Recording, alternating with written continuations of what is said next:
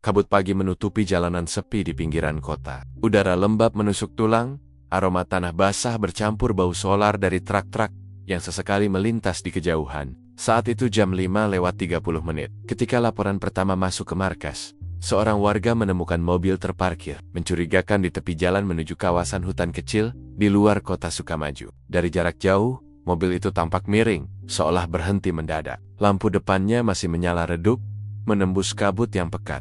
Ketika kami tiba di lokasi, garis waktu seolah melambat. Sirine berhenti meraung, digantikan oleh suara langkah sepatu kami yang menjejak lumpur. Mobil sedan warna abu-abu metalik itu terparkir setengah di bahu jalan, setengah di rerumputan. Plat nomornya masih utuh, dan di kaca depan tampak retak halus, mungkin akibat benturan kecil. Seorang petugas membuka pintu perlahan, dan udara di dalam mobil terasa pengap. Bercampur bau darah yang samar tapi khas, aroma besi yang menusuk hidung.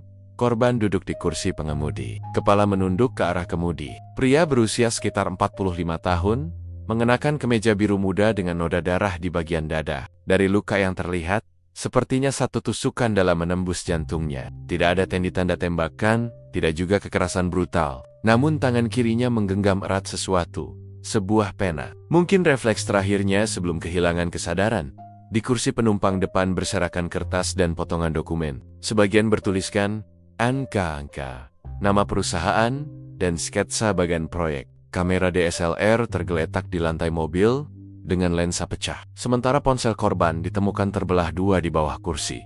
Seperti sengaja diinjak. Semua benda itu tampak penting, seolah menyimpan potongan kisah yang belum selesai.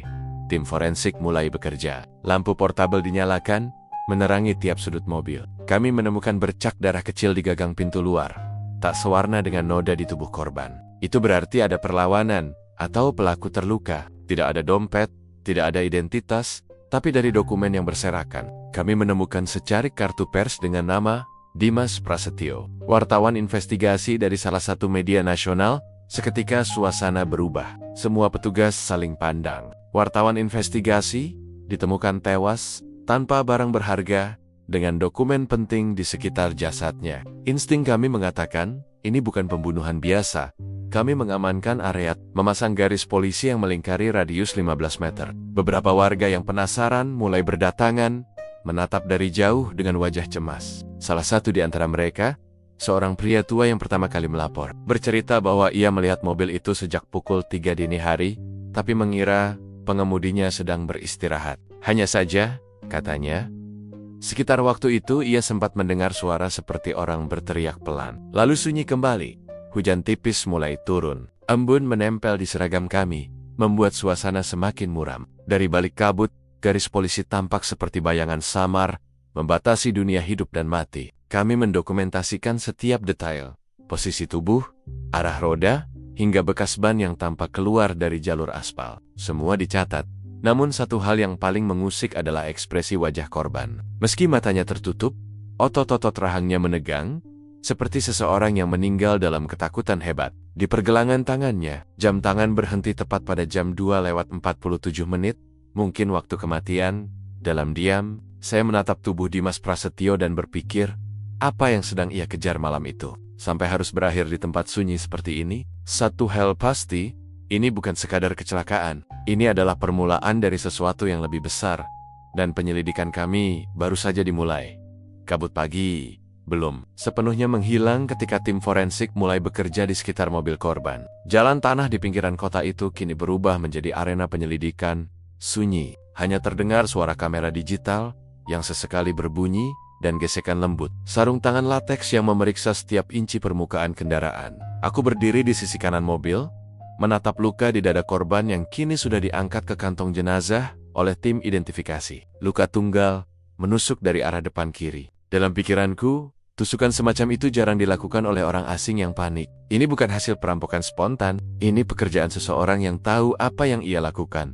Di tanah sekitar mobil, kami menemukan jejak sepatu, 2 pasang, satu milik korban, satu lagi dengan ukuran sedikit lebih besar. Jejak itu berhenti sekitar 2 meter di belakang mobil, lalu menghilang, seolah orang yang meninggalkan jejak itu masuk ke kendaraan lain, atau sengaja menghapus jejaknya. Tanah di sana becek, membuat pola tapak sepatu cukup jelas untuk difoto dan diambil cetakannya. Pola itu menunjukkan model sepatu taktis, bukan sandal atau sepatu olahraga biasa. Aku mencatatnya dalam buku kecil.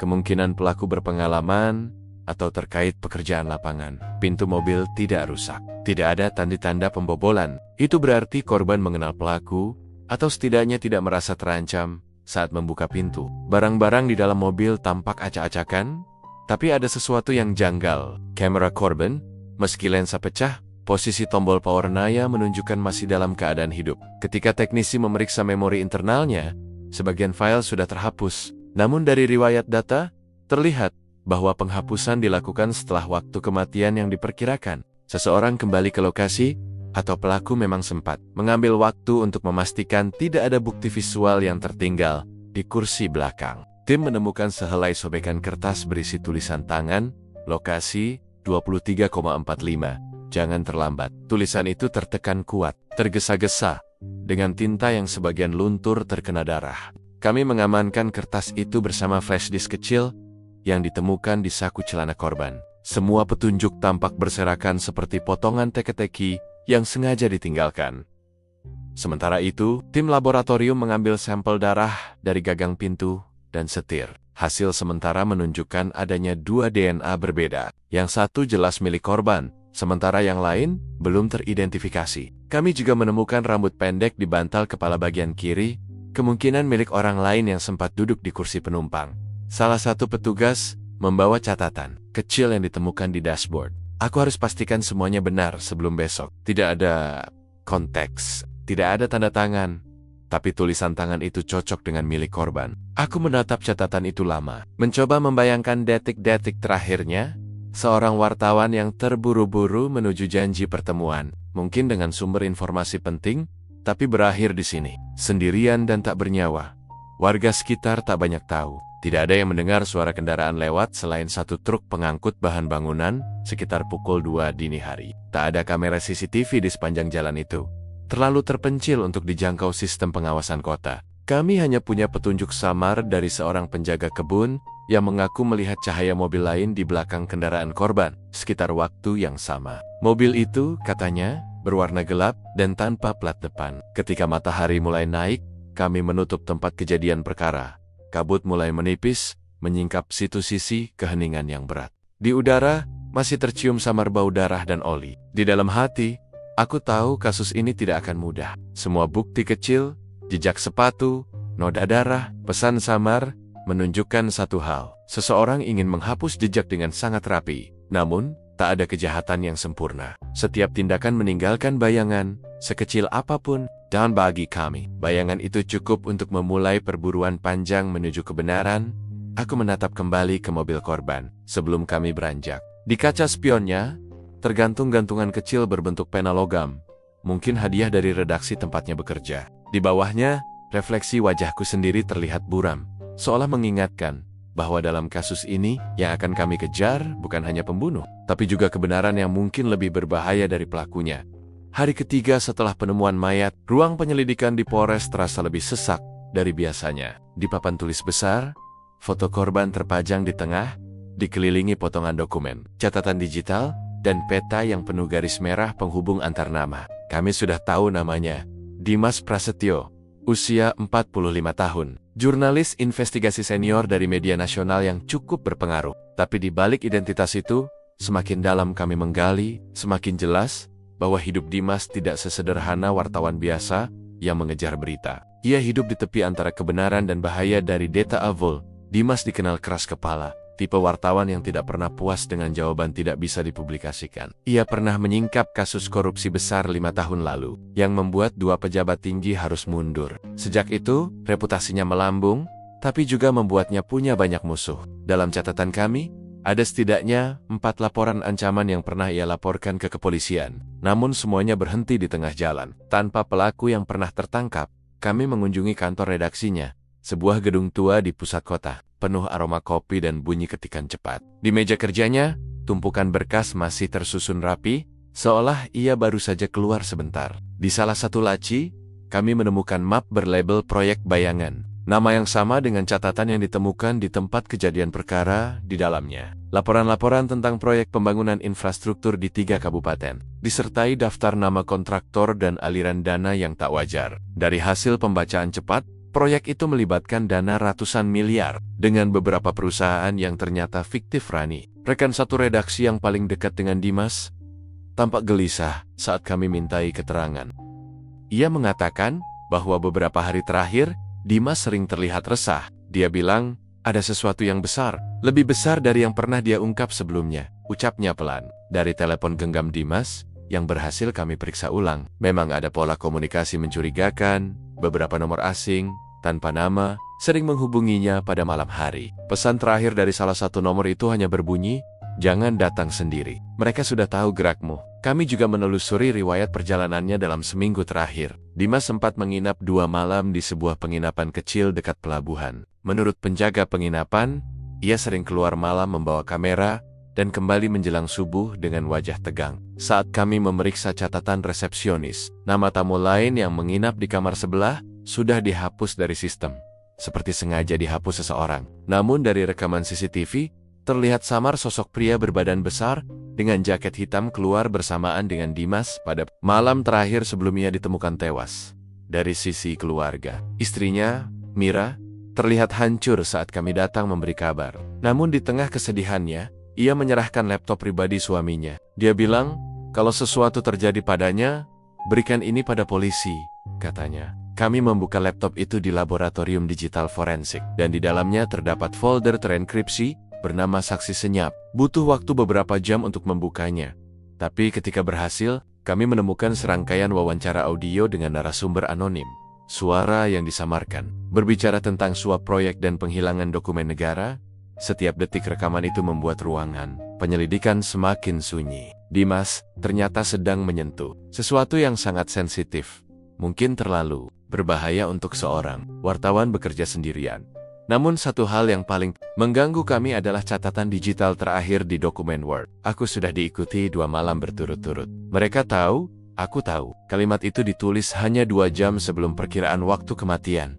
Ketika kami menutup laptop itu, suasana ruangan terasa berat. Tidak ada yang berbicara. Semua tahu, pembunuhan ini bukan soal perampokan atau dendam pribadi. Dimas tidak mati karena kebetulan, ia mati karena kebenaran yang hampir ia buka. Don bogi kami, polisi, penyelidikan ini bukan lagi sekadar mencari siapa pembunuhnya. Kami harus mencari apa yang sebenarnya ditemukan Dimas, dan siapa yang begitu takut hingga harus membungkamnya dengan cara sekejam itu. Ruang wawancara di lantai 2 kantor. Kami sore itu terasa pengap. Hujan turun pelan di luar jendela, menimbulkan suara ritmis di atap seng, sementara aroma kopi hitam yang mulai dingin memenuhi udara. Di hadapan kami duduk seorang perempuan muda berambut sebahu, mengenakan kemeja putih yang sudah sedikit kusut. Rani Kusuma, rekan kerja sekaligus teman dekat almarhum Dimas Prasetyo. Matanya sembab, suaranya parau. Tapi, di balik kesedihan itu, aku menangkap sesuatu. Ketakutan yang belum sempat ia ucapkan.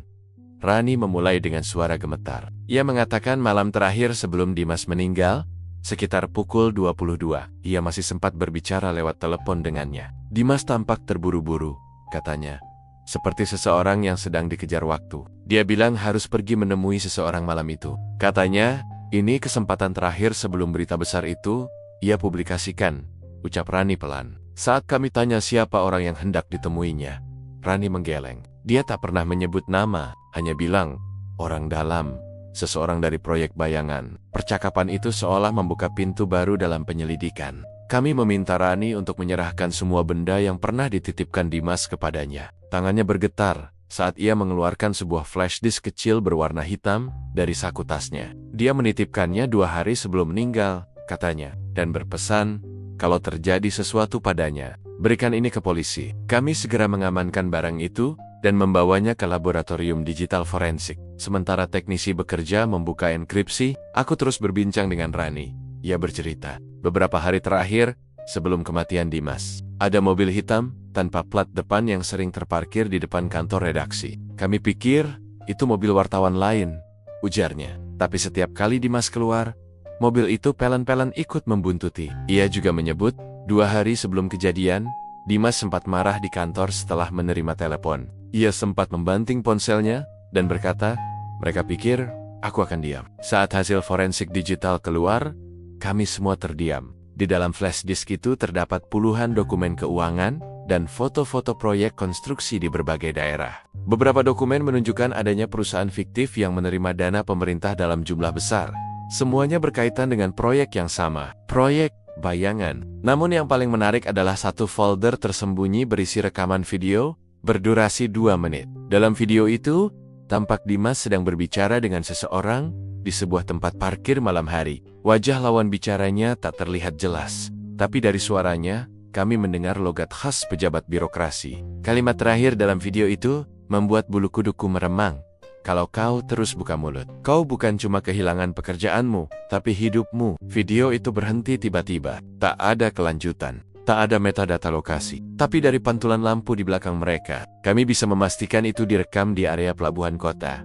Setelah menonton rekaman itu, Rani menunduk lama. Dia bilang sudah terlalu dalam masuk ke permainan ini, katanya pelan. Aku menyuruhnya berhenti, tapi dia malah bilang, kalau aku berhenti, mereka menang. Aku menatap layar monitor yang kini menampilkan wajah Dimas dalam rekaman terakhirnya. Tenang, tapi matanya menyimpan sesuatu antara keberanian dan kelelahan. Wartawan seperti dia tahu risikonya, tapi tetap saja. Melihatnya kini dalam kondisi tak bernyawa, membuat semua yang tersisa di ruangan itu terasa berat. Kami menyalin semua data dari flash disk dan menyimpannya di server penyelidikan. Dalam laporan resmi, aku menulis, barang bukti digital mengindikasikan motif pembunuhan terkait pengungkapan proyek ilegal dengan keterlibatan pejabat tinggi. Namun, di luar laporan formal itu, aku menambahkan catatan kecil di buku pribadiku. Sesuatu yang tidak akan pernah masuk berkas sidik jari atau laporan resmi jika Dimas benar menemui orang dalam malam itu. Berarti pelaku masih di luar sana. Dan jika benar, maka kasus ini belum separuhnya terungkap. Menjelang malam, saat Rani pamit meninggalkan kantor, aku memperhatikan langkahnya yang tergesa. Ia menoleh sesaat sebelum keluar, lalu berbisik, "Pak, tolong jaga dokumen itu. Mereka tidak akan berhenti." Ucapan itu menggantung lama di pikiranku. Karena di dunia ini, orang bisa mati karena uang, bisa mati karena kebencian, tapi paling berbahaya adalah mereka yang mati karena kebenaran yang terlalu besar untuk diungkap. Sudah hampir 2 minggu sejak kematian Dimas Prasetyo. Tapi kasus ini jauh dari kata tenang. Setiap bukti yang kami temukan seolah membuka pintu baru menuju kegelapan yang lebih dalam. Dari flash disk dan laptop korban, kami menelusuri jaringan proyek fiktif bernama Proyek Bayangan.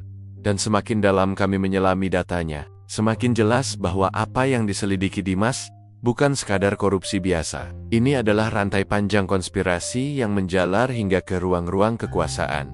Pagi itu, ruangan penyelidikan terasa tegang. Di meja tengah, tumpukan berkas keuangan, fotokopi kontrak proyek, dan transkrip wawancara Dimas tersebar rapi. Kami menemukan pola aliran dana dari pemerintah daerah ke sejumlah perusahaan yang baru berdiri setahun terakhir. Anehnya, alamat kantor perusahaan-perusahaan itu ternyata hanya berupa rumah kosong atau ruko tanpa papan nama. Di balik semua nama perusahaan itu, satu figur terus muncul berulang kali, Rudy Sentosa, seorang pengusaha kontraktor besar yang dikenal dekat dengan pejabat daerah.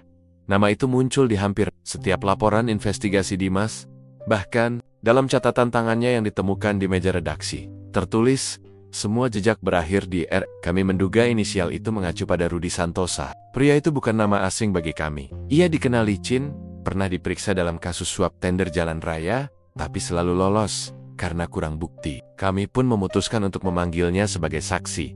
Sore itu, di ruang interogasi, Rudy duduk santai dengan setelan jas mahal dan senyum tipis di wajahnya. "Saya tidak kenal wartawan itu," katanya, tanpa ragu. "Dan saya tidak tahu manahu soal proyek yang Anda maksud." Sikapnya terlalu tenang untuk orang yang sedang diperiksa dalam kasus pembunuhan. "Tapi kami tahu, orang seperti dia sudah terbiasa bermain di wilayah abu-abu antara legalitas dan kejahatan." Namun, sebuah temuan kecil mengubah arah penyelidikan. Dari rekaman CCTV sebuah kafe di pusat kota, kami melihat Dimas dan Rudy pernah bertemu 2 hari sebelum kematian korban. Pertemuan itu berlangsung singkat, tak lebih dari 15 menit. Dimas tampak membawa map hitam, sementara Rudy terlihat gugup. Gerak tubuhnya menunjukkan perdebatan sengit. Ketika kami menunjukkan rekaman itu kepadanya, ekspresi Rudy berubah. Senyum di wajahnya perlahan menghilang. "Itu hanya pertemuan kebetulan," katanya datar. Dia menghampiri saya duluan. Kami tidak percaya sepenuhnya. Setelah pertemuan itu, catatan lokasi ponsel Dimas menunjukkan ia sempat menuju ke pelabuhan. Lokasi yang sama dengan video terakhir dalam flash disk. Disitulah kami yakin, Rudy bukan sekadar saksi. Ia adalah kunci. Tim kemudian menelusuri hubungan finansial antara perusahaan milik Rudy dan proyek pemerintah yang disebut Dimas. Kami menemukan transaksi mencurigakan, puluhan miliar rupiah mengalir ke rekening perusahaan penyalur alat berat yang tak memiliki izin resmi. Di akhir rantai transfer, dana tersebut berhenti di rekening pribadi milik salah satu pejabat daerah, yang kebetulan adalah rekan bisnis Rudy. Dalam laporan internal, aku menulis, motif pembunuhan kemungkinan besar berkaitan dengan upaya menutup kebocoran data keuangan proyek bayangan. Korban mungkin mengancam akan mempublikasikan temuan yang bisa menjatuhkan pihak-pihak berpengaruh. Namun yang membuat bulu kuduk kami berdiri adalah fakta bahwa beberapa dokumen asli Dimas, terutama berkas keuangan utama, menghilang dari kantornya. Sehari setelah jenazah ditemukan, tidak ada jejak masuk paksa, hanya sidik jari staf kantor dan satu sidik jari asing di laci meja korban. Kami menduga ada seseorang dari dalam yang membantu menghapus bukti. Malam itu, aku duduk di ruang kerjaku yang temaram, menatap foto Dimas di layar komputer. Wajahnya tampak tenang dalam potret itu, seolah tahu bahwa pekerjaannya akan berakhir seperti ini. Tapi di matanya, ada satu pesan yang terasa jelas. Jangan berhenti di permukaan. Kasus ini bukan hanya tentang siapa yang menusuknya malam itu, tapi tentang mengapa seseorang harus mati. Karena kebenaran yang belum sempat diterbitkan, dan di balik semua data yang kami kumpulkan, nama Rudy Santosa terus berdiri tegak, seperti bayangan yang menolak pergi, meski lampu kebenaran mulai diarahkan tepat ke arahnya. Malam itu, udara di ruang penyelidikan terasa berat. Kami baru saja mendapatkan titik terang setidaknya, begitu pikir kami. Seorang saksi baru muncul dalam penyelidikan pembunuhan Dimas Prasetyo. Namanya Suyatno, sopir truk pasir yang bekerja di jalur yang sama dengan lokasi penemuan mayat, yang mengaku melihat mobil Dimas malam kejadian. Kesaksiannya bisa menjadi kunci penting untuk memastikan siapa yang berada di sekitar lokasi sebelum pembunuhan terjadi. Namun, sesuatu yang janggal terjadi bahkan sebelum kami sempat memanggilnya secara resmi. Suyatno pertama kali dihubungi oleh salah satu anggota tim kami, Bribka Wawan, untuk dijadwalkan memberi keterangan di Polres pada keesokan harinya. Dalam panggilan itu, Suyatno terdengar gugup. "Saya mau cerita, Pak," katanya pelan. "Tapi jangan di kantor. Banyak yang lihat saya waktu itu." Saya tekuk. Kami sepakat untuk menjemputnya di rumah kontrakannya, di kawasan Batu Jajar, pukul 8 pagi. Tapi ketika tim tiba di sana, pintu rumahnya sudah terbuka. Di meja makan masih ada secangkir kopi yang belum habis, dan rokok yang baru. Separuh terbakar di asbak, tak ada tanda perlawanan. Tak ada barang yang hilang, hanya keheningan yang tidak wajar. Warga sekitar mengatakan mereka mendengar suara mobil berhenti sekitar pukul 4 dini hari. 2 orang turun, mengetuk pintu rumah Suyatno, lalu tak lama kemudian rumah itu sunyi kembali. Seorang tetangga sempat melihat siluet tubuh besar, mengenakan jaket hitam di depan rumah, tapi terlalu gelap untuk mengenali wajahnya.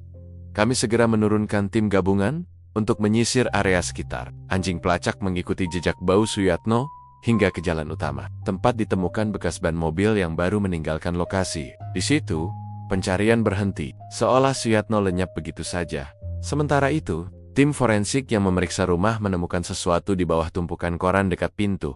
Secarik kertas lusuh bertuliskan, "Aku lihat mereka 2 kali, malam itu dan semalam." Tidak ada tanda tangan, tapi tulisan tangan itu cocok dengan catatan kerja Suyatno di gudang. Catatan itu membuat kami yakin ia memang menyaksikan sesuatu penting, mungkin orang atau kendaraan yang terlibat dalam kematian Dimas. Kabar hilangnya saksi kunci segera menyebar di internal tim. Setiap anggota mulai merasakan tekanan tak kasat mata. Kami tahu, ini bukan lagi penyelidikan biasa. Ada pihak yang memantau setiap langkah kami. Seperti yang dialami Dimas sebelumnya, kami pun mulai merasa diawasi. Hari berikutnya, aku memeriksa laporan CCTV dari sekitar kawasan Batu Jajar. Dari satu kamera toko yang masih berfungsi, terlihat mobil minibus hitam tanpa plat depan melintas jam 4:15, berhenti sebentar di depan rumah Suyatno, lalu pergi ke arah barat. Kamera berikutnya menunjukkan mobil itu menyeberang jalan raya menuju area industri kosong. Setelah itu, jejaknya menghilang. Kendaraan itu sama seperti yang dilaporkan Rani pernah melihat, membuntuti Dimas.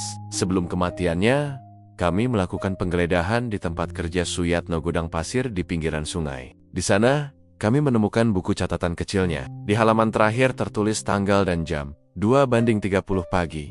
Sedan abu-abu berhenti di tanjakan. Ada mobil lain di belakangnya. 2 orang keluar. Saat sujud, catatan itu sesuai dengan waktu kematian Dimas. Tapi anehnya, Suyatno menulis kalimat itu dengan tinta merah seperti tanda peringatan.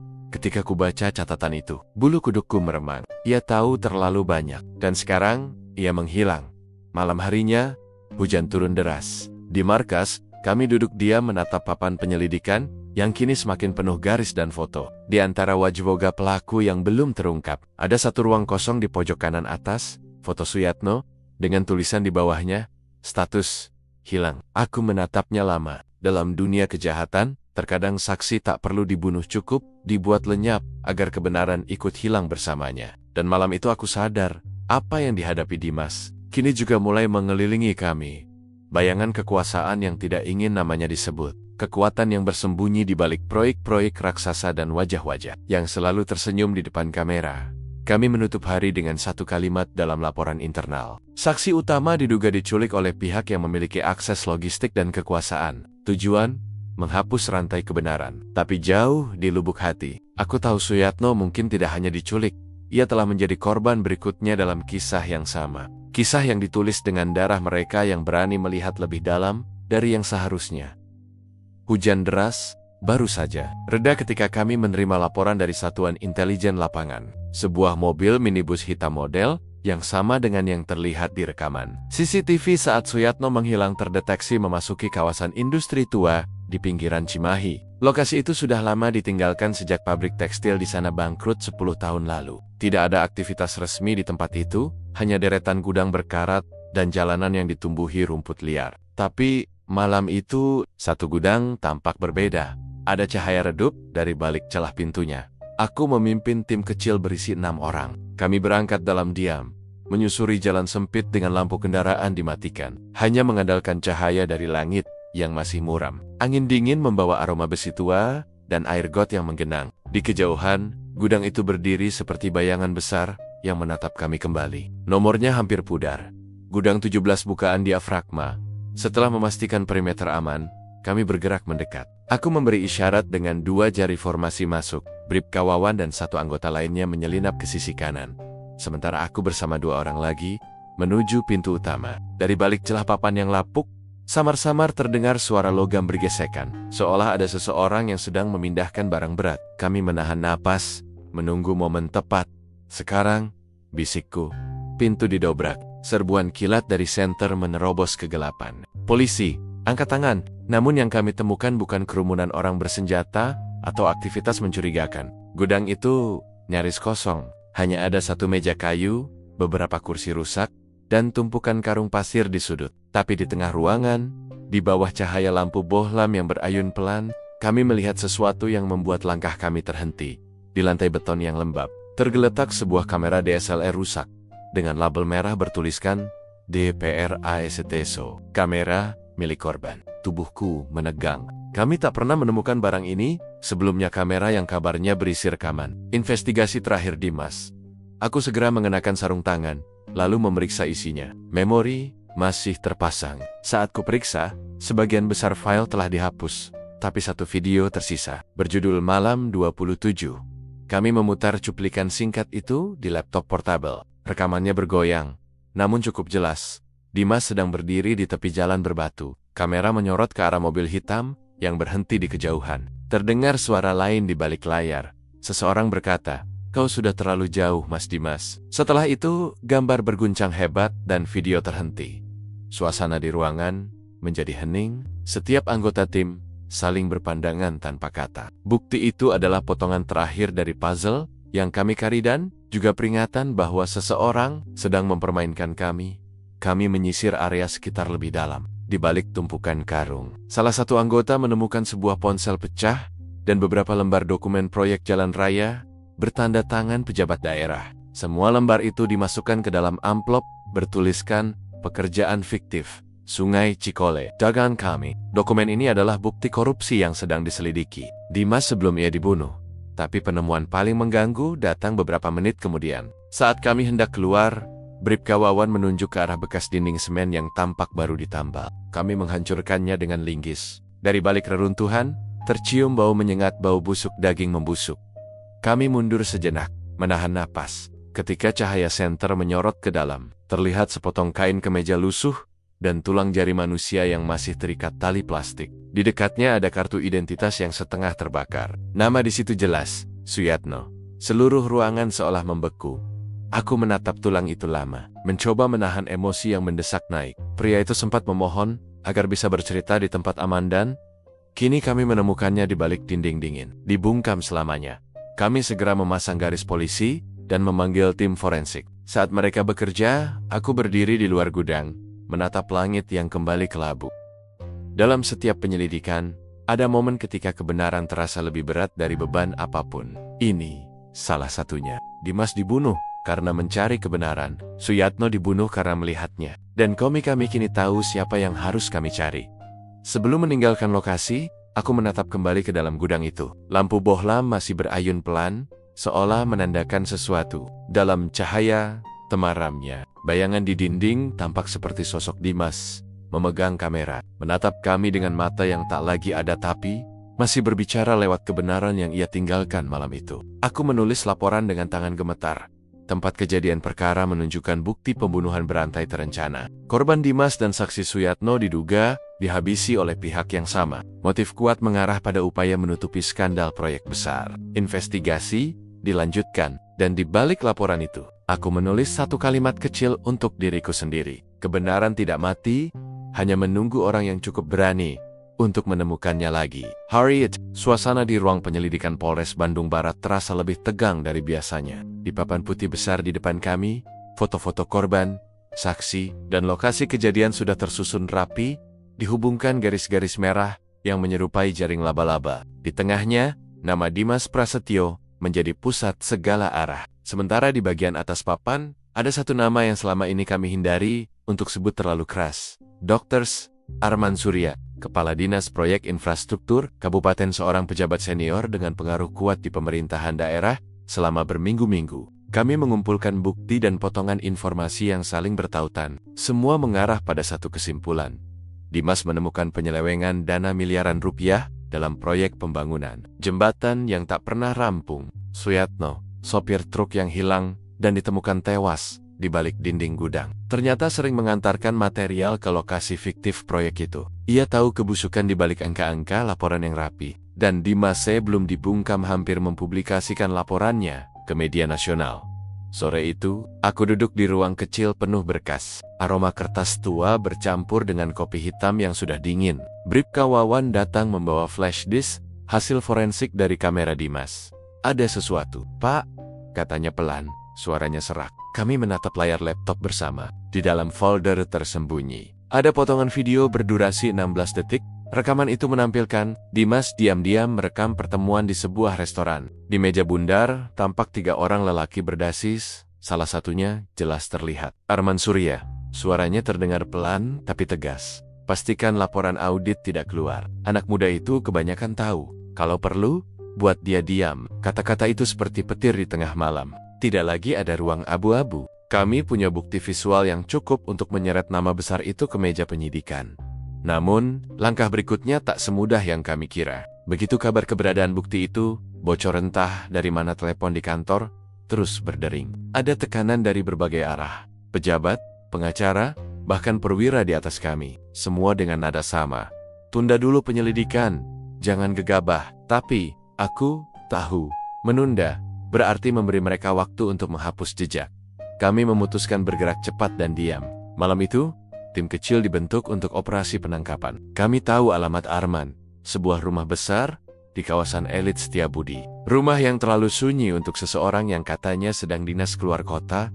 Kami tiba menjelang tengah malam. Hujan kembali turun, deras dan tak bersahabat. Jalanan licin, lampu jalan berkelap-kelip. Kami mematikan mesin mobil di 200 meter dari lokasi, lalu berjalan kaki. Setiap langkah terasa berat, bukan hanya karena tanah basah, tapi karena kesadaran bahwa yang kami hadapi bukan lagi penjahat biasa, melainkan seseorang yang punya akses ke segala bentuk perlindungan. Ketika kami mendekat dari celah pagar, terlihat mobil hitam yang sama dengan rekaman CCTV di Batu Jajar. Disitulah rasa ragu berubah menjadi keyakinan. Kami memutuskan untuk masuk. Begitu pintu rumah didobrak, aroma parfum mahal bercampur dengan bau asap rokok yang masih menggantung di udara. Di ruang tamu, ada koper besar setengah terbuka berisi uang tunai dan beberapa dokumen proyek. Dan di tengah ruangan itu, duduklah Arman Suryamasih mengenakan kemeja putihnya. Wajahnya pucat tapi tenang, seolah sudah tahu kami akan datang. "Sudah waktunya ya?" katanya pelan. Aku menatapnya tanpa menjawab. Di matanya, tak ada rasa bersalah. Hanya kelelahan seseorang yang terlalu lama hidup dalam kebohongan. Saat kami memborgolnya, ia masih sempat berkata, "Kalian pikir kalian menang? Kalian tidak tahu siapa yang sebenarnya memegang kendali." Kalimat itu seperti racun yang menggantung di udara. Kami tahu, di atasnya mungkin masih ada nama lain, lebih besar, lebih tersembunyi. Di perjalanan menuju kantor, Arman hanya diam, menatap keluar jendela. Di luar, lampu kota berlari mundur seperti kilasan kenangan yang ia tinggalkan. Hujan menetes di kaca, memantulkan bayangan wajahnya yang pudar. Setibanya di kantor, kami menyerahkan barang bukti, video, dokumen proyek, serta uang tunai yang diduga hasil suap. Aku menulis laporan resmi dengan tangan bergetar. Tersangka utama ditangkap di kediamannya tanpa perlawanan. Barang bukti menguatkan keterlibatan dalam pembunuhan berencana terhadap korban Dimas, Prasetyo dan Suyatno, serta penggelapan dana publik. Namun, malam itu aku tidak merasa puas. Tidak ada rasa lega seperti biasanya setelah sebuah kasus besar terpecahkan. Hanya kesunyian panjang yang terasa menyesakkan. Karena aku tahu, di balik jeruji besi tempat Arman duduk kini, masih ada tangan-tangan lain yang menulis perintahnya dari balik meja kekuasaan dan Dimas. Entah mengapa aku merasa arwahnya belum benar-benar tenang. Dalam laporan pribadiku yang tak pernah kukirim, kutulis satu kalimat terakhir, "Dalang utama tertangkap." Tapi akar kejahatan masih menembus lebih dalam dari yang terlihat. Kebenaran belum selesai, baru saja dimulai. Ruang interogasi malam itu terasa lebih dingin dari biasanya. Dindingnya abu-abu, lampunya redup, hanya ada satu meja besi di tengah ruangan. Di atasnya, segelas air setengah penuh dan selembar dokumen yang sudah kusam di tepi. Di kursi seberangku, duduk Dr. Arman Surya, mantan pejabat proyek yang kini menjadi tersangka utama kasus pembunuhan Dimas Prasetyo. Wajahnya pucat, matanya sembab, tapi sorotnya tetap tajam. Seperti seseorang yang masih berusaha bertahan di tengah reruntuhan hidupnya sendiri. Sudah 3 hari sejak penangkapannya. Ia tidak pernah berbicara banyak, hanya menjawab singkat dan dingin. Tapi malam itu, setelah berjam-jam kami biarkan sendiri dalam ruangan gelap, sesuatu di dalam dirinya tampak goyah. Ia menatapku lama, lalu berkata pelan, "Kalian pikir aku dalangnya? Aku cuma disuruh diam, sama seperti kalian." Kalimat itu membuatku menahan napas. Ada nada getir yang tak bisa disembunyikan. Aku menatapnya dalam diam, menunggu ia melanjutkan. "Dimas tahu sesuatu yang lebih besar," katanya lagi. "Dia kira yang dia bongkar cuma korupsi proyek jembatan. Padahal di balik itu ada aliran dana ke orang-orang di atas sana. Aku hanya bagian kecil. Aku tidak pernah niat membunuhnya. Aku hanya bilang agar dia berhenti." Ia menunduk, kedua tangannya gemetar. Tapi mereka bertindak lebih cepat. Aku membuka map di depanku, berisi transkrip komunikasi dan rekening koran yang ditemukan di rumahnya. Di situ tertulis jelas nama-nama perusahaan cangkang dan transfer dari rekening luar negeri. Tapi satu nama di antara semuanya mencuri perhatianku. PT Mahardika Raya Group, perusahaan besar yang memiliki koneksi langsung dengan beberapa pejabat pusat. "Siapa yang kau maksud mereka, Man?" tanyaku pelan. Ia diam cukup lama. Lalu, dengan suara serak, ia menjawab, "Seseorang dari Mahardika. Aku tak tahu namanya. Mereka mengatur semuanya. Mobil, gudang, orang-orang suruhannya. Bahkan polisi yang pertama kali datang ke tempat kejadian perkara, semua sudah dibayar." Dada terasa sesak mendengarnya. Seperti menatap jurang yang lebih dalam dari dugaan kami selama ini. Ternyata pembunuhan Dimas bukan akhir, melainkan hanya permulaan dari rantai panjang kejahatan terorganisir. Sesuatu yang menembus batas lembaga dan jabatan. Arman menyerahkan satu amplop lusuh yang disembunyikannya di koper saat penangkapan. Di dalamnya, selembar kertas berisi daftar nama dan inisial, serta jadwal pertemuan di sebuah hotel di Jakarta. 3 hari setelah kematian Dimas. "Kalau kalian mau tahu siapa yang sebenarnya memerintah, cari orang di pertemuan itu," katanya. Namun, sebelum kami sempat menindaklanjuti, kabar mengejutkan datang keesokan paginya. Arman ditemukan tak sadarkan diri di sel tahanan, Diduga bunuh diri dengan sobekan kain dari selimut yang diikat di jeruji besi. Tapi bagi kami, itu terlalu rapi, terlalu cepat, dan terlalu bersih untuk disebut bunuh diri. Aku berdiri di depan selnya pagi itu. Cahaya matahari menembus jeruji, jatuh tepat di wajahnya yang membiru. Di tangannya tergenggam secari kertas kecil, bertuliskan, "Aku sudah bicara. Sekarang mereka akan membungkam kalian juga." Kata-kata itu menggema lama di kepalaku. Tak ada yang berbicara di antara kami sesama penyidik hari itu. Hanya keheningan panjang, diiringi langkah sepatu petugas forensik yang mengangkat tubuh Arman keluar. Kami tetap melanjutkan penyelidikan, meski jalannya semakin berbahaya. Data dari amplop Arman kami telusuri pelan-pelan, hati-hati. Tanpa mencatat secara digital, hanya catatan tangan di buku kecil. Kami tahu, semakin dalam kami masuk, semakin sedikit orang yang ingin kami tetap hidup. Satu demi satu nama di daftar itu ternyata adalah pejabat tinggi yang pernah diselidiki Dimas. Semua memiliki keterkaitan keuangan dengan perusahaan Mahardika Raya. Tapi ketika laporan awal akan dikirim ke pusat, perintah mendadak turun dari atasan, tunda sementara. Ada intervensi dari komando atas. Aku menatap laporan itu lama, lalu menutupnya tanpa kata. Dalam dunia penegakan hukum, terkadang kebenaran bukan soal menemukan bukti, tapi soal seberapa lama kau bisa bertahan melawan tekanan untuk tidak mengungkapkannya. Beberapa hari kemudian, media mulai melaporkan kasus ini. Mereka menulis bahwa tersangka utama sudah tewas, bahwa penyelidikan berakhir, dan bahwa pembunuhan Dimas mungkin terkait motif pribadi. Aku membaca berita itu di koridor kantor dengan rasa getir. Semua kerja keras kami, semua nyawa yang hilang, Dimas, Suyatno, bahkan Arman, kini dipangkas menjadi sekadar catatan kecil di halaman belakang koran. Malam itu aku kembali ke tempat kejadian perkara, ke jalan sunyi tempat Dimas ditemukan. Angin dingin berembus, membawa aroma tanah basah. Aku berdiri di sana lama, menatap langit kelam yang menggantung tanpa bintang. Dalam hati, aku tahu kasus ini belum selesai. Hanya ditutup rapat dengan tanda tangan, bukan kebenaran. Tapi di suatu tempat, mungkin ada orang lain yang akan melanjutkan jejak yang Dimas tinggalkan. Seseorang yang tak bisa dibungkam oleh kekuasaan sebelum pergi. Aku menulis satu catatan terakhir dalam buku penyidikan pribadi yang tak akan pernah dimasukkan ke arsip resmi.